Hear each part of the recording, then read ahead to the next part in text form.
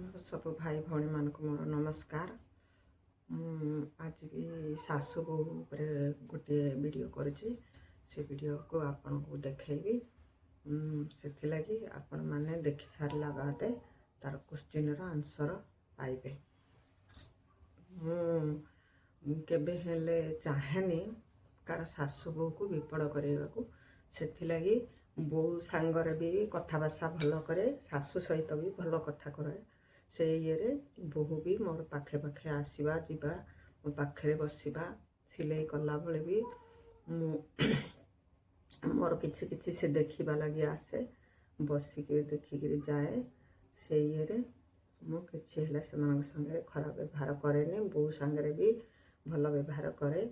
किंतु किछि सासू नारे बहु आसब चुगुली कहवाको मु शुणिबी नाही। कहीं जदि से होचंती वयस्क लोक आमे ता नारे बुराई करिबा से जीव कुआड़े।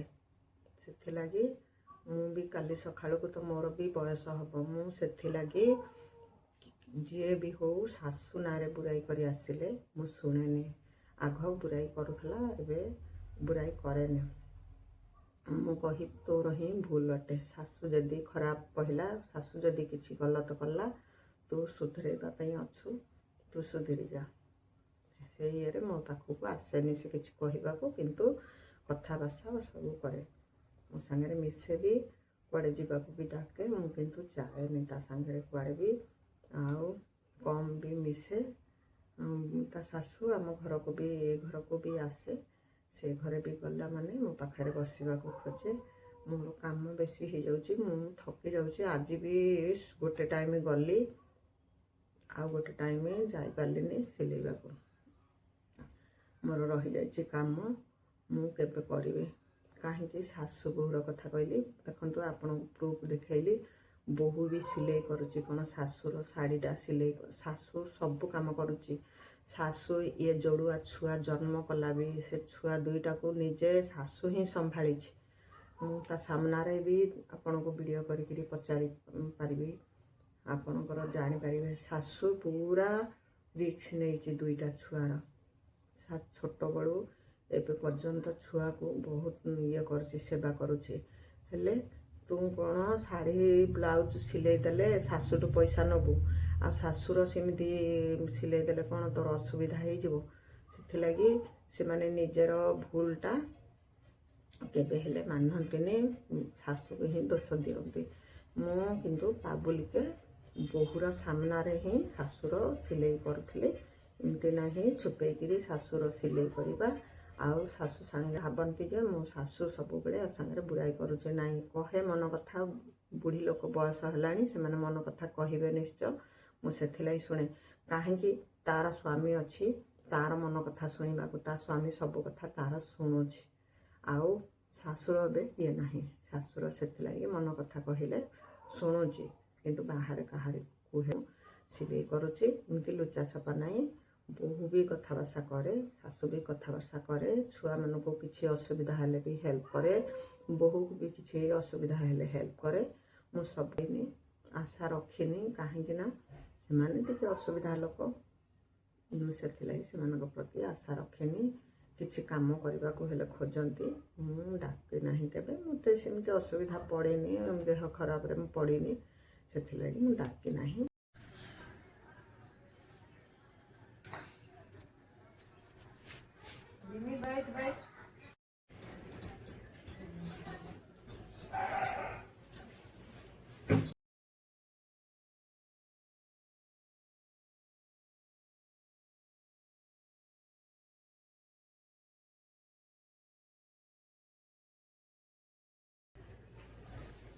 ठंडा में सिलाने की मन नहीं होता दीदी।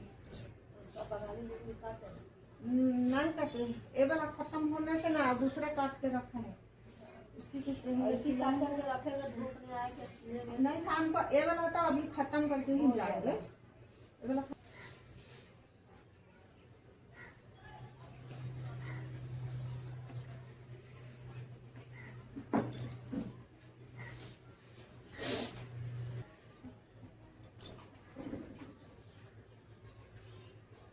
नहीं लगा।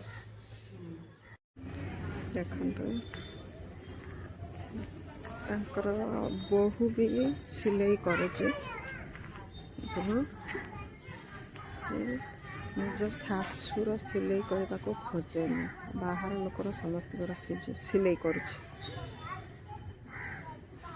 ଶାଶୁର ସିଲେଇ କରୁନି, ଶାଶୁ ମୋ ପାଖକୁ ଦେଉଛି ସିଲେଇ କରିବାକୁ। ଆଜିକାଲି ବୋହୂ ଦେଖନ୍ତୁ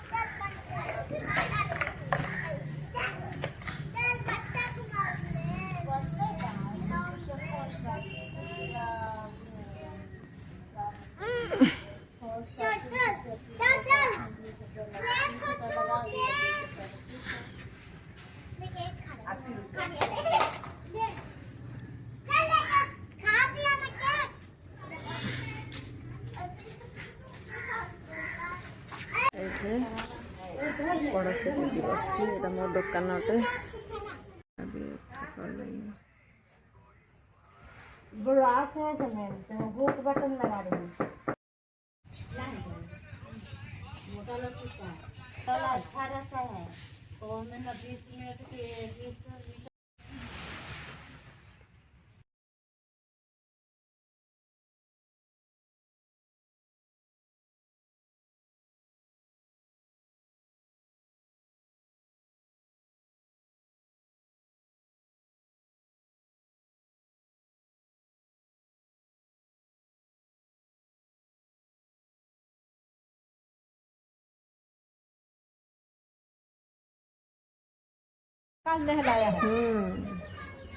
छोटू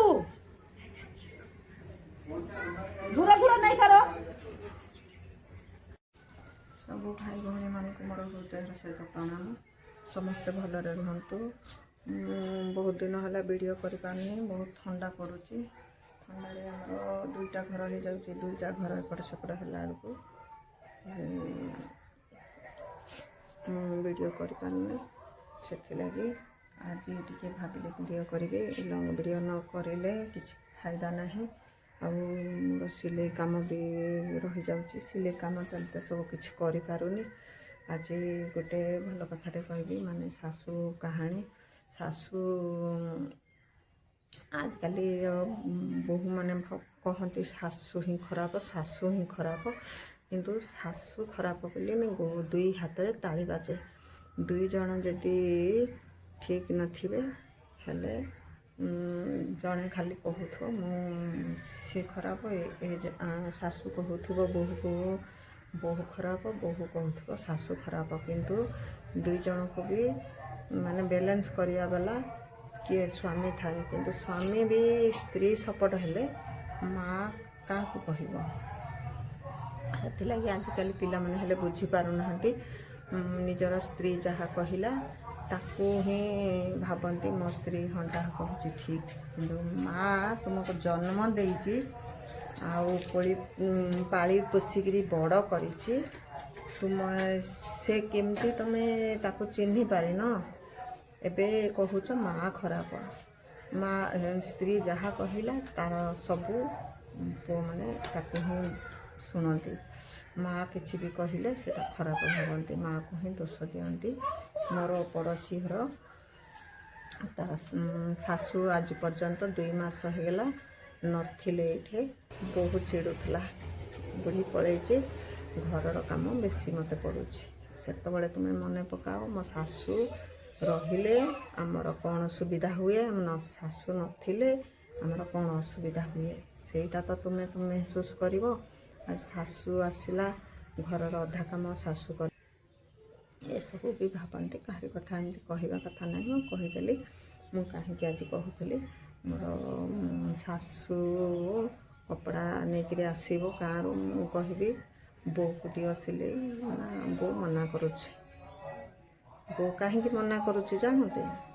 ଶାଶୁର କଲେ ବୋହୂ ଯାହା ଡିମାଣ୍ଡ କରିକିରି ନେଉଛି ଲୋକଙ୍କଠୁ, ଶାଶୁଠୁ ନେଇପାରିବନି। ସେଥିଲାଗି ଶାଶୁର କାମ କରିବନି, ଶାଶୁ ବାହାର ଲୋକରେ ଦେବ।